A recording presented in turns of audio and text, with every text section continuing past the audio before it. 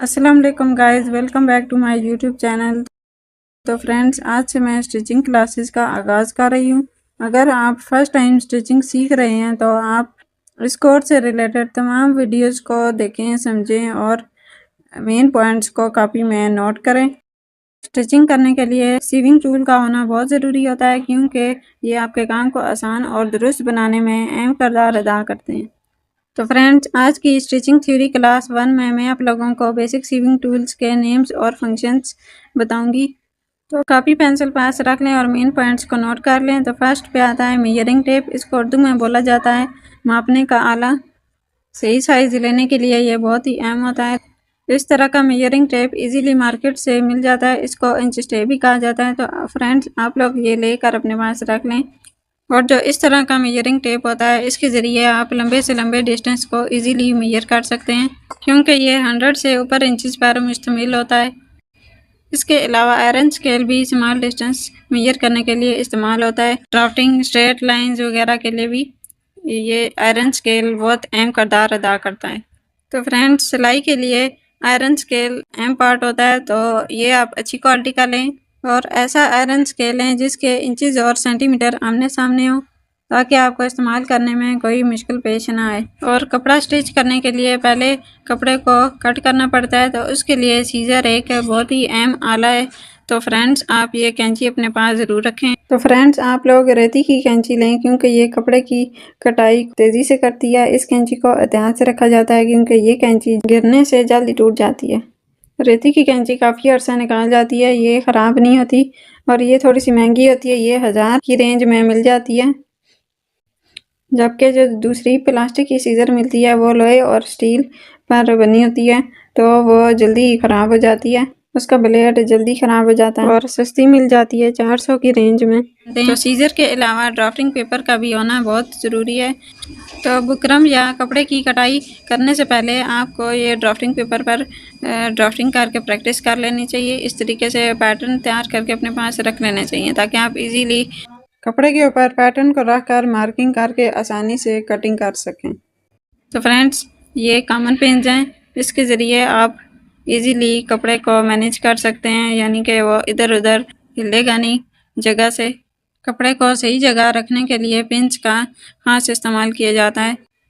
तो पिंच को होल्ड करने के लिए आपके पास एक छोटे साइज़ का पिन कुशन होना चाहिए, ताकि आप काम करने के दौरान नुकसान से बच सकें। इसके अलावा आपके पास थ्रेड धागे होने चाहिए और उन धागों को हैंडल करने के लिए आपके पास एक थ्रेड बॉक्स होना चाहिए। इसके अलावा स्टिचिंग के लिए टेलर चाक आपके पास लाजमी होना चाहिए, क्योंकि ये मार्किंग के लिए इस्तेमाल होते हैं। कपड़े की सही जगह कटिंग करने के लिए पहले मार्किंग करनी होती है और फिर कपड़ा कट करना होता है। इसके अलावा नीडल्स आपके पास होनी चाहिए। बटन्स लगाने के लिए, तुरपाई करने के लिए नीडल्स का बहुत ही ज़्यादा इस्तेमाल होता है। तो ये बड़े साइज़ की भी नीडल्स मिलती हैं और छोटे साइज़ की भी मिलती हैं। तो जिनका थोड़ा बड़ा सुराख होता है वो नीडल्स लें, तो नीडल्स में से धागा इजीली पास हो जाता है। तो स्टिचिंग के लिए सिलाई मशीन की नीडल्स आपके पास लाजमी होनी चाहिए। ये मुख्तलिफ़ साइज़ पर मुश्तमिल होती हैं। तो फ्रेंड्स, ज़्यादातर 18 नंबर की जो सुई होती है वो ज़्यादा इस्तेमाल होती है, जो हर किस्म के मोटे पतले कपड़े पर चल जाती है, और बाकी सुइयाँ बारीक कपड़ों के लिए होती हैं। तो इसके अलावा इस्त्री, जिसको अंग्रेज़ी में आयरन कहा जाता है, तो फ्रेंड्स ये कपड़ों को प्रेस करने के लिए और अपनी जगह बिठाने के लिए इस्तेमाल होती है। और सिलाई उखेड़ने के आला को अंग्रेज़ी में स्टिच ओपनर या सीम रिपर कहा जाता है। तो फ्रेंड्स, अगर आपकी स्टिच करने के दौरान कोई सिलाई ख़राब हो जाए तो आप इजीली इसको इस्तेमाल करके सिलाई उखेड़ सकते हैं।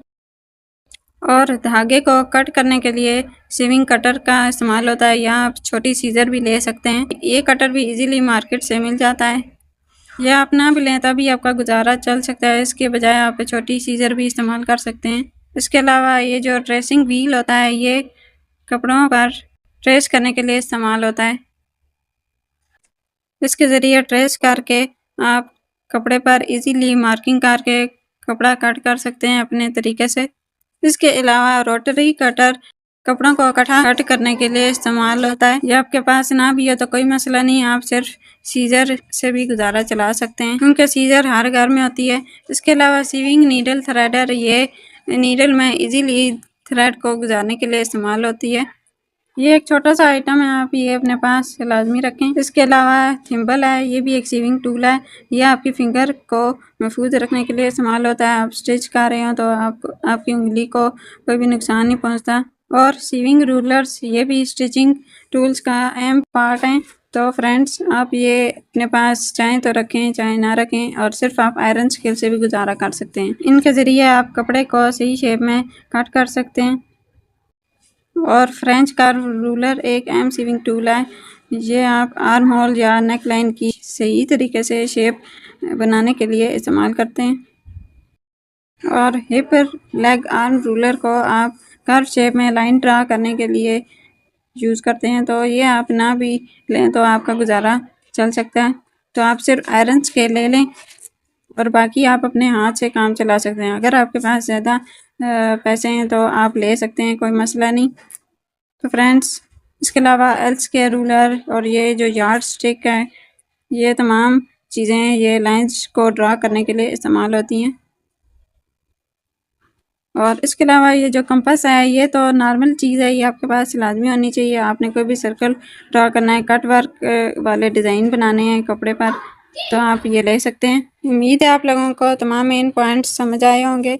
तो फ्रेंड्स, मेरे चैनल को सब्सक्राइब कर दें, और अगर आप इस चैनल पर नए हैं तो बेल आइकन को भी प्रेस करें ताकि आपको हर नई आने वाली वीडियो का नोटिफिकेशन मिलता रहे। तो फ्रेंड्स, इंशाल्लाह आपसे नेक्स्ट वीडियो में मुलाकात होगी। अल्लाह हाफिज़।